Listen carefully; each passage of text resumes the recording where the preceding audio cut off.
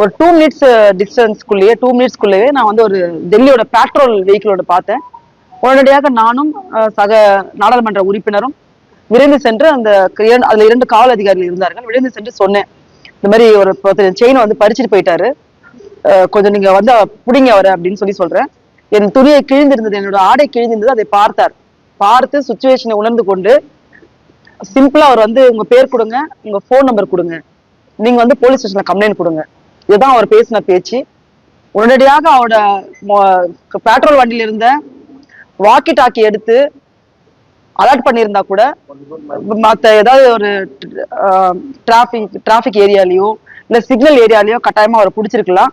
ஆனா அதை வந்து சிம்பிளாவே இந்த போலீஸ் வந்து என்ன ஹேண்டில் பண்ணது வந்து எனக்கு செயின் பறி கொடுத்தது அந்த நடந்த சம்பவத்தோட அதிர்ச்சியை விட டெல்லி காவல் அதிகாரிகள் நடந்த அதிர்ச்சி தான் பயங்கரமா இருந்துச்சு எனக்கு, எந்த ஒரு ரெஸ்பான்ஸும் பண்ணாம.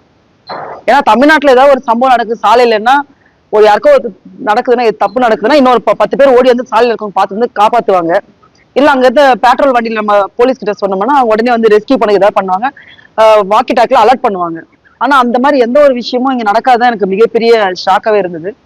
அதுக்கப்புறம் நாடாளுமன்ற விப் அவர் மாணிக்க தாக்கூர் அவர்கிட்ட, நாடாளுமன்ற உறுப்பினர், விருதுநகர் நாடாளுமன்ற உறுப்பினர், அவர் கால் பண்ணி இன்ஃபார்ம் பண்ணேன். உடனே போலீஸ் கலெக்ட் பண்ணாரு. போலீஸ் வந்து நம்ம கிட்ட கம்ப்ளைண்ட் வாங்கினாங்க. டீட்டெயிலா கம்ப்ளைண்ட் கொடுத்தோம்.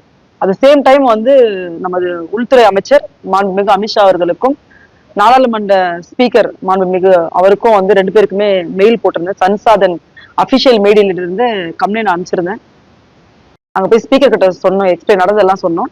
சொன்ன பின்பாக அவர் உடனடியாக நடவடிக்கை எடுக்கிறேன் என்று டெல்லி போலீஸ் கமிஷனருக்கு கால் பண்ணார்.